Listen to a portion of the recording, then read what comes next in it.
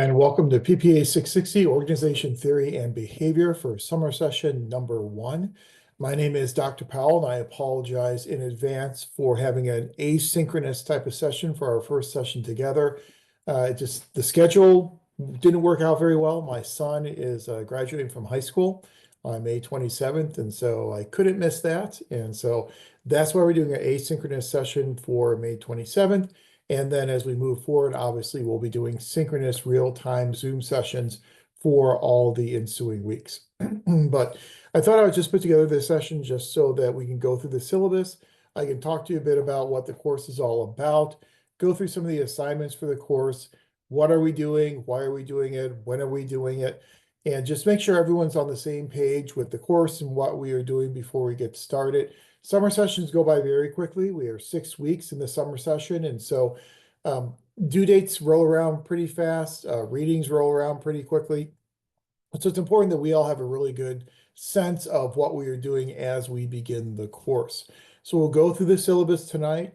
I will then also take you to our Canvas site and show you our Canvas site and some of the resources I have available on the Canvas site and kind of navigate you around the Canvas site a little bit to make sure that everyone knows what's going on there as well.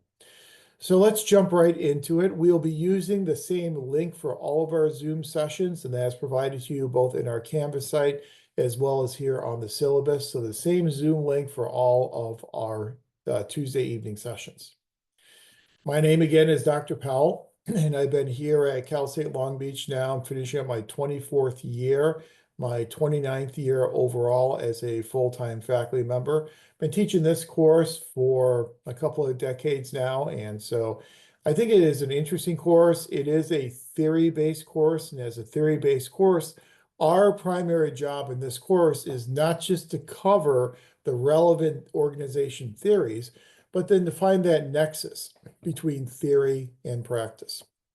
You know, some of you may have had me before for PPA 500. If you've had me before, you know that my favorite question is, so what? My favorite answer is, it depends. My favorite question of so what is, we're learning all these different theories, and this course will walk you through the evolution of around about 150, 160 years of organization theory literature. As we walk through that evolution, we're going to cover a lot of different theorists and a lot of different schools of thought. So it really is imperative that as we cover those schools of thought, that we keep an eye on what do those theories mean for how we can make our organizations more effective. Because at the end of the day, when we study public organizations, we are studying them for the primary purpose of making those organizations as efficient and effective as possible. So we're really going to be looking at that nexus and asking the question, well, so what? So we've learned these theories. What do these theories inform about how we can make our organizations more efficient and more effective? And then as we go through the course, you'll also find out that my favorite answer is it depends. Because one of the primary themes that ties all 150 years of organization theory literature together is this theme of it is really contextual, that there is no longer a one-size-fits-all approach. There is no panacea, no easy answer that can be applied to every single organization. Rather, it depends upon the context. So some theories will work better and be more appropriate in certain situations. Other theories will work better and be more appropriate in other situations for other organizations at other points in time. So let's kind of keep that in mind as we go through our class together. We're really going to take that contextual approach to understanding organizations and what they do and why they do it. So again, this is an online course, which means that we do not have meetings on campus. So all of our Tuesday evening sessions will be conducted on Zoom beginning at 6 o'clock, and you'll see our dates there.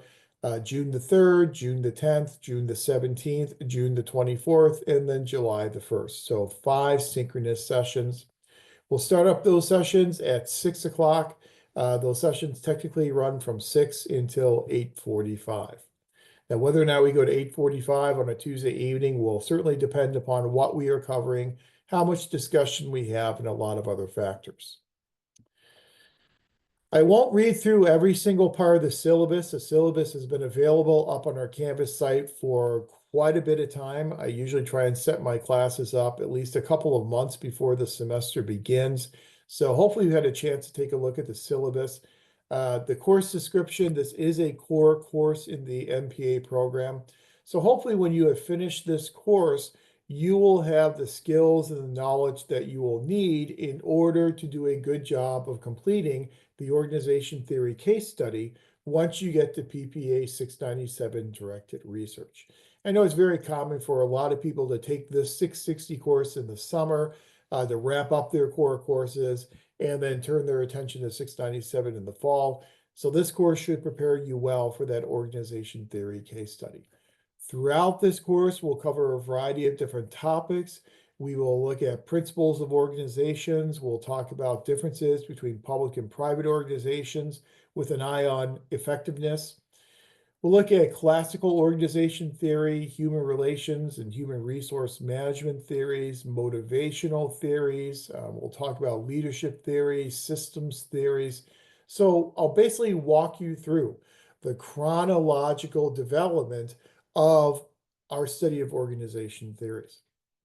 So we'll be looking at, again, from the late 1800s up until the current point in time. Learning objectives, I try and keep them as limited as possible. So I've listed 3 on the syllabus for you. Summarize and synthesize primary organization theories. Accurately apply these theories to your organizations or organizations that you are familiar with or interested in. And to be able to prepare and present a coherent organizational analysis.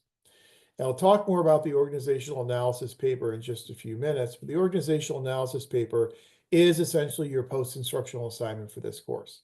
So that will be what I like to call your takeaway assignment, where you have the opportunity to, looking at all these different schools of thought and these theories that we covered, apply those theories to whatever organization you are focusing on as the topic for your organizational analysis paper. But we'll get more into that in just a few minutes.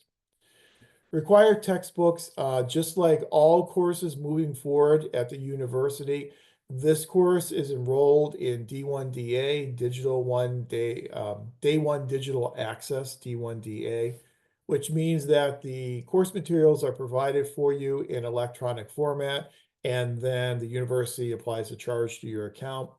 Everyone by default is opted in to D1DA, and so when I show you the Canvas site, if you haven't looked at it yet, when you go to the My Textbook Hub link, you'll have access to electronic versions of both of these textbooks for the course.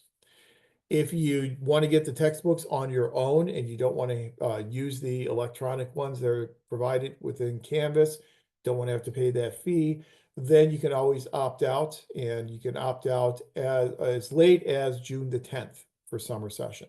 So if you want to opt out, you have to opt out no later than June the 10th. But the 2 textbooks we're going to be using.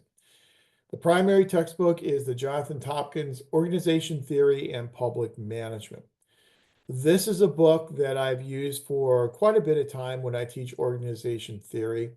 The author, Jonathan Tompkins, actually retired a few years ago. And so when he retired, the publisher decided to take the book out of print. We had some negotiations with a new publisher, my co-author and I, and we got the publisher to contact the author and the author's wife, actually, who was very instrumental in convincing Tompkins to publish another updated version of the textbook, which he did in 2023. So fortunately, we do have an updated version of it from 2023. I'm a big fan of the Tompkins textbook, and I'll talk more about this during our first synchronous session next week. But I'm a big fan of it because it handles the organization theory literature in a couple of different ways. One way in which it handles the organization theory literature is by looking at the literature through the lens of an evolution. So it looks at how these theories and how these schools of thought have evolved over the past 150 years. So it'll take you through a chronological development of the organization theory literature. That is important, because theories are developed as part of their time. So a theory that is developed in the 1920s differently than a theory that might be developed in the 1960s, because theories are artifacts of their time. So it's important for us to see this chronological evolution of the organization theory literature. And that's the first reason why I like to use Tompkins. The second reason is I think Tompkins recognizes one of the primary problems with an organization theory class like this. And that problem is that by definition, we cover a lot of different theories, a lot of different approaches. Sometimes we can get lost in 150 years of theories. So it's important for us to find that connective tissue, those threads that really connect all these different theories and all these different schools of thought together. I know a few times already in this session, I have used the term theory and school of thought. The difference is when you think about a school of thought is a connection of similar types of theories. So theories that have similar approaches, that are predicated upon similar assumptions, we oftentimes cobble those theories together into what we consider to be a school of thought. So here in this class, we're going to talk about the classical school of organization theory. When we talk classical school of organization theory, we're going to talk about things such as Max Weber's theories, his ideal bureaucracy, Frederick Taylor, his scientific management, Luther Gulick, his principal school, and others. We kind of put those together within the school of thought known as the classical school because they kind of share very similar types of approaches and very similar types of goals and objectives. So when I say school of thought, I mean the combination of similar theories into this overarching school. So what Tompkins does is he says we have to understand how these different theories relate to each other, and we have to understand how these different larger schools of thought relate to each other as well. So he says one of the best ways we can do that is to use an approach where it basically uses a three-pronged approach, and we'll talk more about this in our first synchronous session, but he uses a three-pronged approach. The first prong of the approach is he says, let's look at all these different theories to see which model of organizational effectiveness they promote. So for some of these theories, they will promote a rational goal model of organizational effectiveness, where an organization is considered to be effective because it's achieving its goals. Another group of theories may focus more on a systems type of an approach, what we would call an open systems model of organizational effectiveness, where we will define effectiveness as the ability of the organization to interact productively with its external environment. So indicators of effectiveness in that type of a model will be indicators such as, is the organization generating resources from the external environment? Is it generating adequate staffing? Is it generating money through appropriations or grants? Is it generating political and public support for the organization and what the organization's doing? So there are four different models. There's the rational goal model, there's the systems model, there's what's known as the internal process model, and what's known as the human relations or participant satisfaction model. So what we will do is as we cover each one of our theories, when we're done covering the theory, we will then go and ask the question, which of those models of organizational effectiveness are represented by that theory? So that's the first prong of the way in which we're going to kind of find the threads that tie these theories and schools of thought together. Then the second way that Tompkins does it is by looking at what he refers to as the mechanisms for coordination and control. So each one of these theories will emphasize different ways in which you can control the behavior of employees in the organization. So sometimes we are going to control employees through direct supervision. So a very top-down, almost micromanagement type of an approach where you need to tell your employees, this is what you need to do, this is when you need to do it, and this is how you need to do it. So some of our classical theories, like Weber and Taylor, are very much direct supervision. However, we could also control and coordinate the behavior of our employees through a strategy known as mutual adjustment.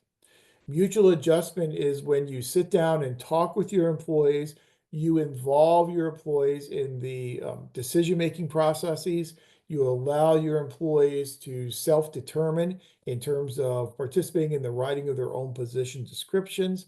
That's another way that you can control and coordinate work activities. So we'll use that as a second way in which we can compare these different theories and schools of thought to each other. Then the third prong of the attack that the Tompkins textbook uses is the idea of how we motivate our employees. So what types of strategies do we use to motivate our employees? Do we use things like considerate leadership, where we pay attention to our employees and we treat our employees as human resources? Do we use instrumental rewards, where we provide them with pay for performance or other types of rewards for performing well and doing their job well? So we're going to get into this a lot more next week, but essentially, those are the reasons why I really like to use the Tompkins textbook. The chronological approach to studying organization theory literature, and then this three-prong approach that he uses to try and show the similarities and the differences between the different theories and schools of thought. So it really gives us some rhyme and reason, if you will, for understanding a very long 150-year history of how we study public and nonprofit organizations. Then the second textbook that we'll be using is the Classics of Organization Theory. Now, this isn't the classics of public administration that you used in PPA 500. There is some overlap. So some of the articles you read in PPA 500, those are also in this classics of organization theory, but this book goes beyond that. It essentially is a collection of what are considered to be the classical, most seminal types of articles in the study of public organizations. I think it's important for you to have the opportunity to actually read some of these theories on your own, develop your own ideas and your own opinions and perceptions of those articles, as opposed to just sitting here on Tuesday night listening to me tell you what I think about those articles. So it gives you the opportunity to actually read these articles on your own. Now, we are not going to read every single article in the Classics of Organization Theory textbook. We are a summer class. We are a 6-week class. There's only so much we can do. As Herbert Simon tells us, we have cognitive limitations. We have what he calls bounded rationality. We're human beings, so there's only so much information we can acquire, only so much information that we can analyze and assimilate. So therefore, we're going to be selective in terms of the articles that we are using out of the Shaffert's Classics text. As you go through the course outline, you'll see the readings that are assigned. The ones that are noted with a T are obviously the ones out of the Tompkins textbook. The ones noted with a C are out of this Classics textbook. And I've noted them with a C, and I've noted the last name of the author of those articles from the textbook. So those are the two textbooks. Again, if you want to get your own copies, you don't want to use the day one digital access digital version, then you'll need to opt out by June the 10th. Evaluative criteria. What are you going to be doing? We do have a very short time period together. And so since we only have 6 weeks, I've tried to keep the assignments as limited as possible, but assignments that will also afford you to take the material and apply it in a practical manner. So what we'll be doing is we will have one assignment, which will be our Canvas postings. Each week, you will have a Canvas posting that you will have to do in response to a prompt that I've placed in the discussion area. And I'll show you that in just a few minutes as we go through the Canvas site. What you'll be responsible for doing is each week responding to my initial prompt and then providing responses to at least 2 of your classmates. Now, the initial response to my initial prompt does not have to be terribly long. This is public administration after all. So we place a great value on parsimony, to be as concise as we can be, to say as much as we can say using as few words as possible. So your initial response to my prompt can be 2 paragraphs, 3 paragraphs. It doesn't have to be terribly long. It should be clearly written and it should be grammatically correct. So be sure of that, but can be relatively concise and parsimonious. Then your responses to 2 of your classmates, those can be shorter. Those can be maybe a paragraph each. They don't have to be terribly long, but they do need to be professional. They do need to be collegial, and they also need to push the discussion forward every week. And so the Canvas postings really serve a duality of purposes. One reason is to keep us connected as a class in between our synchronous Tuesday evening sessions. The second thing is what's called scaffolding, and I use scaffolding in all of my courses. Scaffolding is where we use assignments to build into a bigger assignment. So these Canvas postings each week will help you then build the sections of your organizational analysis paper, which leads us to the organizational analysis paper. Now, the organizational analysis paper is the post-instructional assignment for this course. The Canvas essays will be your pre-instructional assignment. So the collection of those Canvas essays, your initial response to my prompt each week, those we're considering to be the pre-instructional assignment. And then the organizational analysis paper, we are considering to be the post-instructional assignment. And by now in your time in the program, you are aware of our assessment system. You know that every core course, with the exception of PPA 500 and PPA 697, will have a pre-instructional and a post-instructional assignment. So those are the pre and post-instructional assignments for this course. Those pre and those post-instructional assignments from each of your core courses will then go into part 2 of your student learning portfolio when you are getting ready to graduate. So let's talk about this post-instructional assignment, the organizational analysis paper. And let me skip down here to later in the syllabus where I give you all the specifics about what each part will be comprised of in the organizational analysis paper. Now, the purpose of this assignment is to afford you the opportunity to take the information that we cover in class and apply this information to a public or nonprofit organization of your choosing. The vast majority of people, when they take this course and do this assignment, like to use their own organization, which is absolutely fine. In fact, that is preferred. If, however, you are not comfortable using your organization, if in some of those Canvas posts you don't want to talk about your organization because it might be kind of sensitive for you to do so, you can select another organization that you are interested in or you are familiar with. But again, vast majority of people will focus on their organization. So this gives you the opportunity to apply the elements from this course to your organization. So the different parts of your assignment will be, number one, an executive summary. You've done this in a lot of your papers up to this point in this class, and so you're familiar with executive summaries and what they are and what they look like. Is a very concise, usually about a 1-paragraph synopsis of what you are doing in the paper. So it should be very short, 100 to 200 words, just a summary of what's going to happen later in the paper. So your paper will start with the title page, then you'll have an executive summary on the next page, and then you'll get into the real heart of the assignment. So after your executive summary, which is just credit, no credit, so there are no real points assigned to it, the next place you will go to is a discussion of the organization. So provide me with an introduction and background of your organization. This introduction will be worth 10 points. It is your opportunity to teach me about your organization. Now, you are more of an expert on your organization than I am. I mean, I've been teaching this course for quite a while here at Cal State Long Beach. So I've seen literally, probably by this time, hundreds of different organizational analysis papers looking at different organizations in Southern California. So I've kind of learned a lot about organizations in Southern California over the years, but you are still more of an expert on your organization than I am. So teach me about your organization. Teach me things such as how large is the organization? What are the major functions of the organization? Excuse me. What does the hierarchy of the organization look like? Is it a tall hierarchy? Is it a very flat hierarchy? If you're working with a very large organization, like you would not want to work with the County of Los Angeles.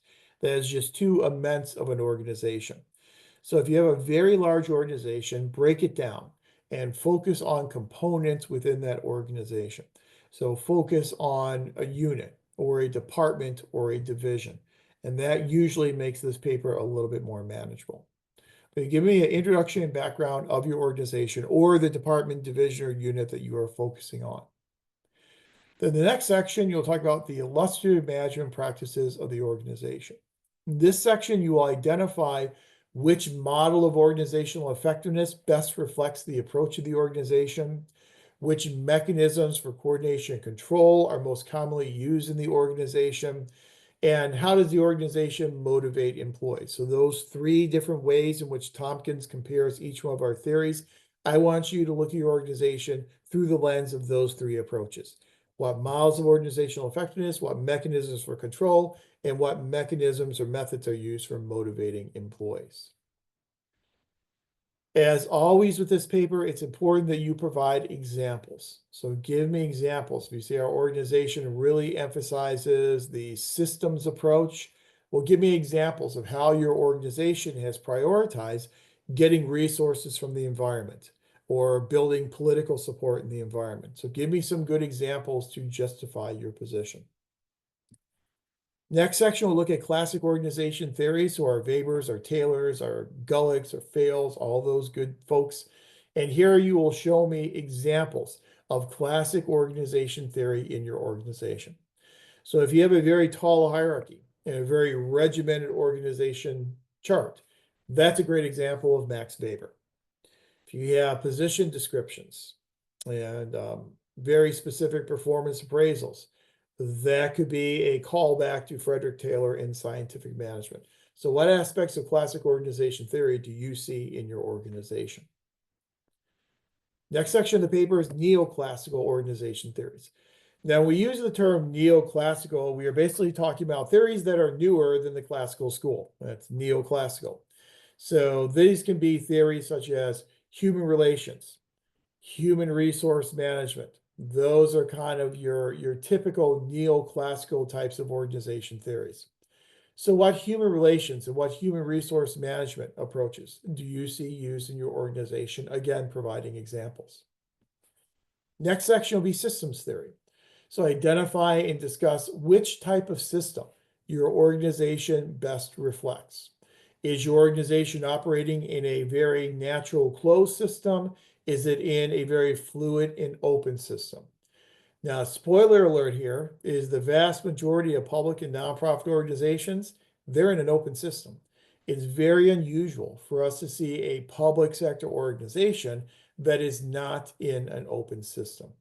We tend to get our appropriations from legislative bodies, and so the legislative bodies will have an influence upon us. Voters have influences on the legislative body, so therefore we are being influenced by voters and members of the public. We are in a very open environment usually. So it's usually going to be an open system, but provide me some examples of how that system is considered to be an open system, why it's an open system. And then the next part of the paper will be the impact of the organization on excellence. Here, we're basically asking the question, how does the organization try to achieve excellence, and how does the organization know when excellence has been achieved? What are some of the problems with achieving excellence? What are some of the inhibitors of the achievement of excellence? So how does the organization measure excellence? How does it know when it's been achieved? And what are some of the problems that make it difficult for the organization to achieve excellence? So those are the sections of the organizational analysis paper. The paper should be well written. It should be in APA style, which you've been in the program for a while, so you know APA style is what we use here in the MPA program. Now, I'm not a strict stickler on APA. I will note if there are some parts of your paper that are not in accordance with APA, I may note that. I'm not necessarily going to detract a lot of points if it's not in complete APA format. I'm much more interested in the quality of the paper than whether or not you adhere to every single little aspect of APA. APA can be a little wacky sometimes. And if you've used it, you know that it's kind of counterintuitive, especially when you are citing sources, the way in which those citations look. So I'm not going to hold your feet to the fire too much on APA formatting, but please do use APA formatting. In terms of the length of the paper, it really is going to depend. And there we go with that depend again. It's really going to be dependent upon the organization you're looking at. More complex organizations will probably require more analysis. More examples will require more writing and more analysis.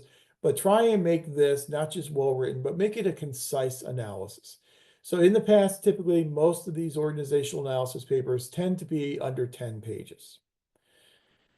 That's not a hard and fast rule. If you need to go beyond 10 pages, that's okay. I will not stop reading at 10 pages. If you can get it done in 5 to 7 pages, that's great. Try and be as parsimonious and concise as you can be, as with everything else in this class, in the program, and really the entire discipline of public administration. So that's the organizational analysis paper, title page, executive summary, that each one of those sections that we mentioned.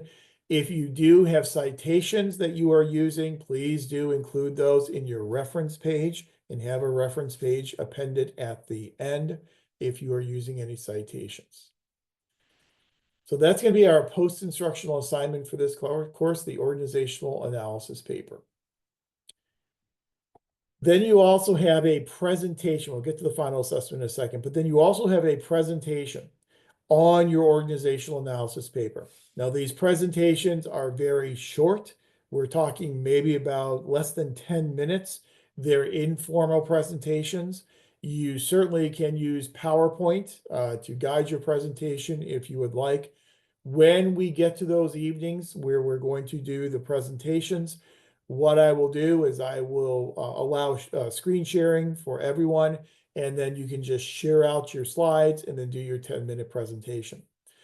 The presentation will be graded upon your ability to clearly articulate the points of your organizational analysis paper. The presentation is based upon your organizational analysis paper. Affords you the opportunity to tell us what you found when you did this analysis for your organization. Then you have a final assessment.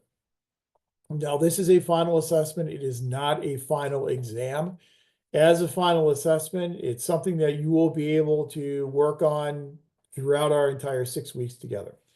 I'll make it available on our Canvas site, and what you'll see is the final assessment is, in essence, a mini organizational analysis for California State University, Long Beach. Cal State Long Beach is the one organization that we all share in some capacity. So I thought it would be helpful for us to do a really quick organizational analysis of Cal State Long Beach. So you'll have one question that asks you, what are some of the classical organization theory elements that you see here at Cal State Long Beach? Second question will ask you about neoclassical elements like human relations and human resource management theories. And then the third question will ask you, what type of system does Cal State Long Beach exist in, and why do you believe it is that type of a system? So very short, 3 questions, mini organizational analysis for Cal State Long Beach.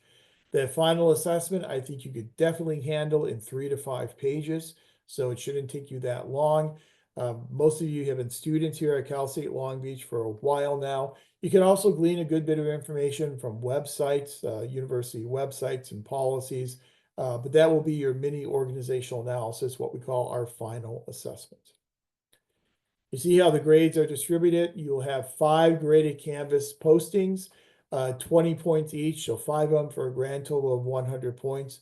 The way in which I'll assign the points for each one of your weekly Canvas postings: 10 points for your response to my initial prompt, and then 5 points for each of your responses to 2 classmates. So 20 points per week for 5 weeks, 100 points for your Canvas postings and responses. Organizational analysis paper, 100 points. Your presentation based upon your organizational analysis paper, also worth 100 points.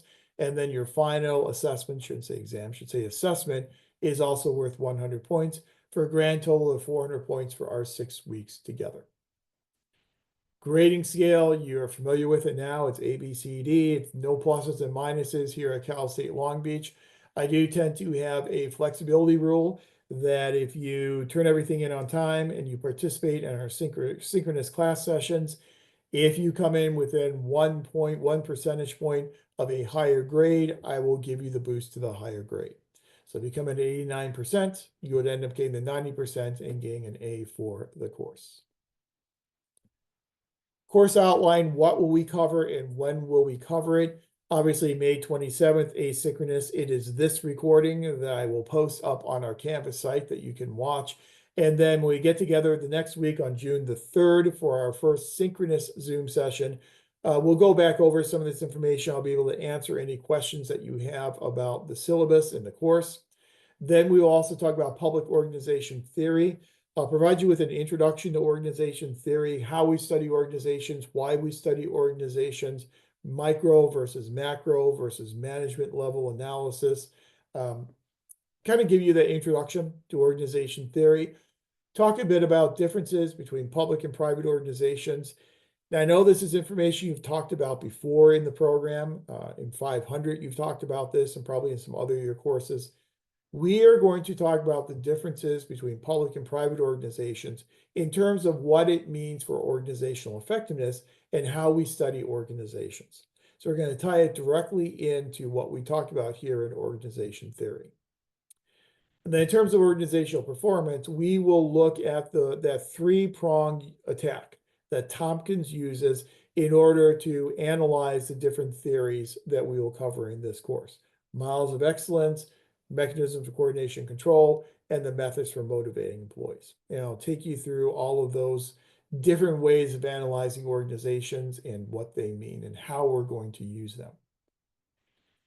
Now, usually in my Zoom sessions, what I like to do, and I know we have a shorter period of time in the summer each night than we usually have during the regular semester. But what I typically like to do is kind of use a lecture lab type of an approach. First half of the class session, we will cover the material that's assigned for that evening, discuss it, answer questions about it. Then in the second half of the class, it's the lab section, where I will put you in breakout rooms, and then I'll give you a prompt, and then each group will work on that prompt. Then we'll reconvene as a class at the end of the session and share out what each group came up with. I like that lecture lab approach, and I think that works relatively well in most of the courses here in the MPA program. Then as we move on to June the 10th, we'll talk classic organization theory, Weber, Taylor, Fayol, Gulick, and others. You'll see that you have chapters 4 through 6 in the Tompkins textbook assigned, and then you have 3 articles from the classics text, Max Weber, Frederick Taylor, and Luther Gulick. Next week on the 17th, we'll do neoclassical theories, human relations, and human resource management. You see the chapters from Tompkins reflected there, as well as some of the readings that we are going to do. Now, the Follett and Barnard. In the 8th edition of the classics text, the Follett and Barnard articles have been eliminated, so they are no longer in the classics text. However, on our Canvas site, I have provided a little synopses of both Follett as well as Barnard. So if you can read those synopses, that will then give you a good indication of what Follett and Barnard are saying about organization theories. Then we also have Maslow and McGregor. The Janus, don't worry that much about. We won't really talk much about Janus, but primarily the Maslow and McGregor articles, again, from the classics text. Then the following week, we have a full week, and we will cover systems theory, and then we'll get into some of the more modern organization theories. Group theories, leadership theories, motivational theories, QM, which is not that modern, but we'll talk about it anyway, and then organization culture. So some of the more modern ways in which we study public organizations. You see the chapters from Tompkins, and then also the Katz and Kahn article from the classics text. Then in our final synchronous session together on July 1st, we'll reserve that time for your presentations. Again, these are very brief 10-minute presentations of your organizational analysis paper. Late papers, students with disabilities, you can read through that. It's now the BMAC, the Bob Murphy Accessibility Center. So if you do have some documented disabilities, document those through BMAC. BMAC will then reach out to me for the reasonable accommodations. Late papers and assignments. I do have a 10% penalty for each day that an assignment is late. So please do make sure to adhere to the due dates in the syllabus, and the due dates are for your Canvas assignments, your Canvas essays. Those need to be posted no later than Tuesdays by midnight. I don't know if those dates are correct on there. I'm good. It should be 6/3, 6/10, 6/17, 6/24, and 7/1. So that 6/5, I believe, should be 6/3. But by midnight on Tuesdays, when you should have your initial prompt, your initial post, as well as your responses to your 2 classmates. Now, obviously, it is helpful if you can get your initial post done earlier because that will then give people something to respond to. So everyone is not rushing at the last second to get all their responses done by Tuesday. But those are going to be due by midnight on Tuesday. Your presentations will occur on July 1st. Your organizational analysis paper is due no later than July 3rd, and your final assessment is also due no later than July 3rd as well. And then July 3rd is the official end of summer session 1. The rest of the syllabus I will let you read through on your own in terms of academic dishonesty and cheating. I will make one real quick mention to the use of AI. I know that the university is now the AI university, and that's something Cal State University as a whole, all 23, soon to be 22 campuses have decided to do, is become the AI university. And I think that's probably a forward-looking type of an approach. Here at Cal State Long Beach, we have really allowed individual departments and individual faculty members to decide how they want to use AI in their classes. Now, I am one who believes that AI is obviously going to have a profound impact upon public administration moving forward. It already is. So it's important that we know how to use it and we embrace AI. I think just saying that any use of AI is academic dishonesty, I think is kind of limiting in its approach. And so I don't do that. The way in which you can use AI in this class and in all my classes is kind of as a brainstorming tool. Now, you certainly cannot use it to represent yourself in discussions or your paper assignments. You can't do that. That would be academic dishonesty. There's no question about that. However, if you are trying to come up with some solutions to a problem, you're trying to brainstorm some ideas, I think AI can be very helpful in that regard. We just have to realize that AI can also be highly inaccurate. And I had, for another class of mine, I had put together an AI assignment for the class to do.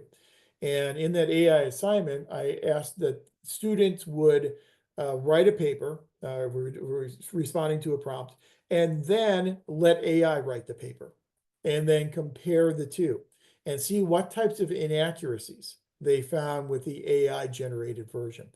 And I think people were shocked with just how many inaccuracies were there. I actually tried it out myself in asking AI to provide me with a list of 10 references, peer-reviewed scholarly journal articles on a topic that I provided to AI. It gave me these 10 different citations, and they look great. And so I then went and tried to find them. I could only find 3 of the 10. The other 7 did not exist anywhere. AI just made them up. Because you know how AI does its work, and generative AI is that it will have an algorithm to then predict what's the next word or phrase that will come up. And so it literally just predicted article titles, and those titles never even existed.